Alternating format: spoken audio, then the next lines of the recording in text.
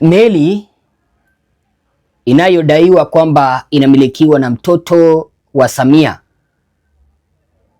Abduli, imenaswa na madawa ya kulevya ya mtoto wa Samia, madawa ya kulevya aina ya kokaini.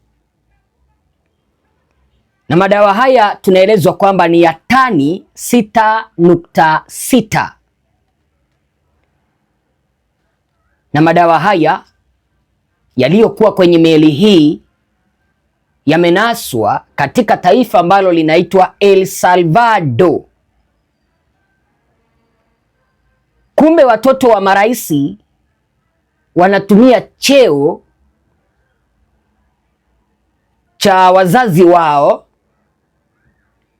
kufanya biashara mbovu. Hata si wangeiba pesa kuliko kuuza madawa ya kulevya. Sasa taarifa hizi zimeweza kutolewa na rais wa El Salvador mwenye anaitwa Rais Nayib Bukele, na ametangaza kwamba jeshi la wanamaji limetekeleza operesheni kubwa zaidi ya kukamata kwa dawa za kulevya katika historia ya nchi hiyo.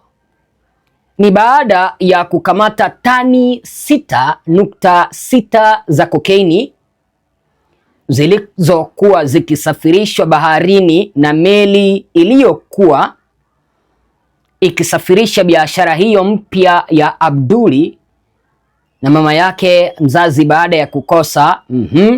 Tunaelezwa kwamba meli hii, mpenzi mtazamaji, ilikuwa na bendera ya taifa letu la Tanzania, bendera yetu ya Tanzania ilikuwa imewekwa kwenye meli hii, na ni jambo la kusikitisha kwa sababu hili taifa liliweza kunasa meli hii mnamo tarehe 16 ama tarehe 19 mwezi wa pili mwaka 2026 katika hilo taifa la El Salvador.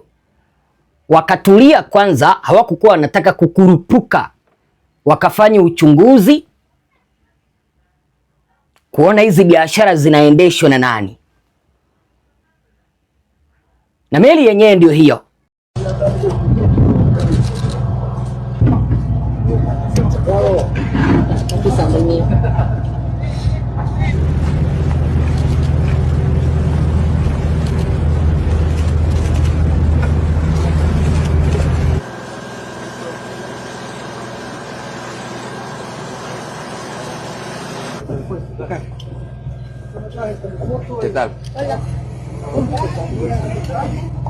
Wacha niweze kukuuliza hivi, mtazamaji wangu, mbona unapata kwamba watoto wa maraisi wanahusika kwenye biashara ambazo si halali? Wanakimbilia utajiri wa haraka. Taifa letu la Tanzania sasa limekwisha haribiwa jina, kwa sababu mpenzi mtazamaji, ukiangalia bandari zote wameuza, kumaanisha kwamba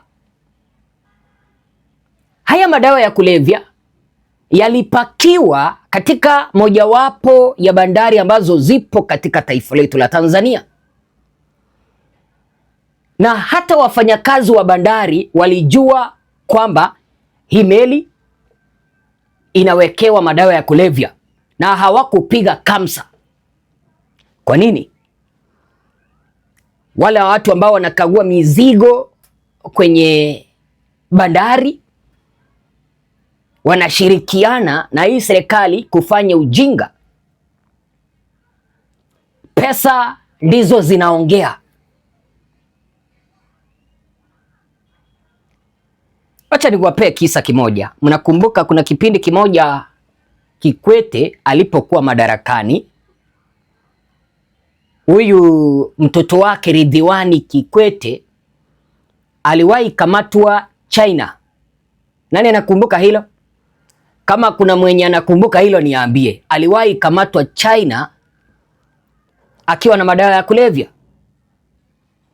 Waliokuwa naye wao waliuawa, lakini Ridhiwani akatumia cheo kwamba baba yake mzazi ni rais.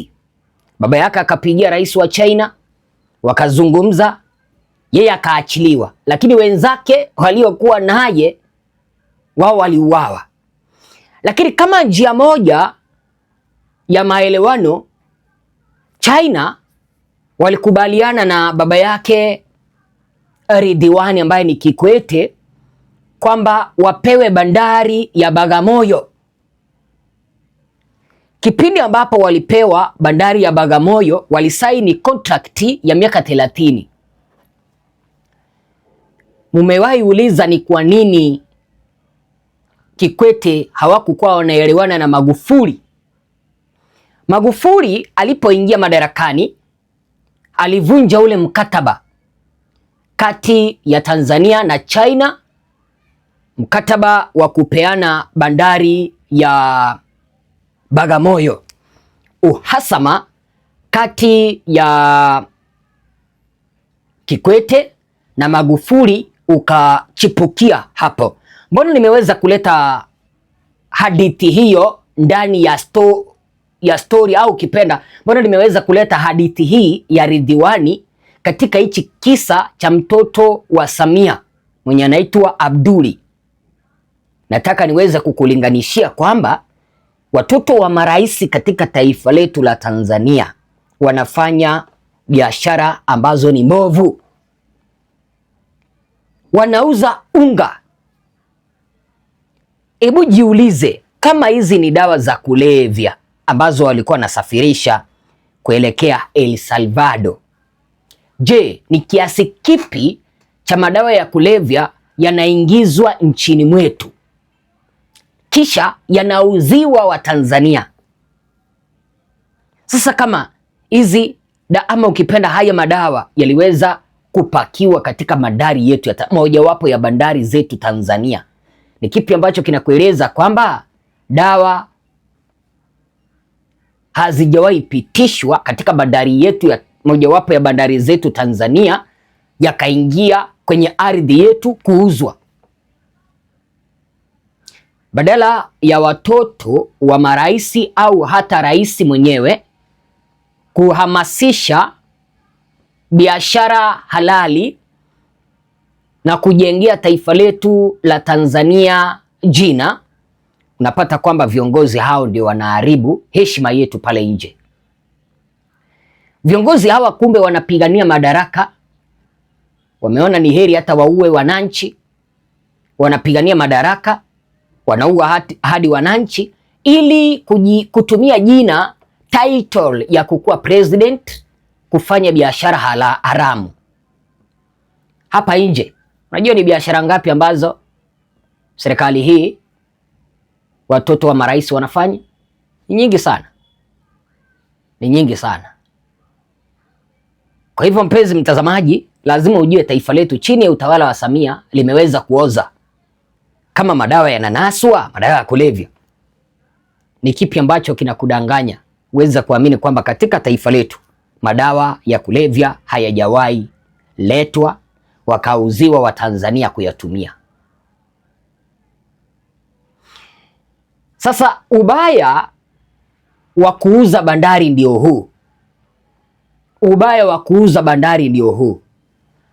Machafuko na mambo mabaya yatafanywa kwenye hizi bandari. Hata wahalifu wanaweza wakashirikiana na wale ambao waliweza kuuziwa bandari, walete silaha za mapigano kupitia kwa hizi bandari, kwa sababu serikali haitakuwa na usimamizi wowote katika ile bandari. Wale ambao watasimamia zile bandari ni wale ambao waliweza kununua bandari ya Bagamoyo, bandari ya Dar es Salaam, yaani bandari zote huyu mama ambaye ni Samia amekwisha peana. Mimi sitaki nizungumze mengi kupita hapo, lakini naomba uweze kujua hivi. Taifa letu hichi kipindi ambacho Samia alikuamilia madarakani, tutaona maajabu. Maajabu ya kwanza ndiyo haya. Madawa yamepatikana katika nchi ya kigeni, ikiwa na madawa ya kulevya ya mtoto wa Samia, Abduli. Abduli yuko kwenye visa mbalimbali vya mauaji, visa vya utekaji wakishirikiana na Mafwele. Tunaelekea wapi kama taifa? Tupatane kwa kanda ijayo. Mwenyezi Mungu awabariki.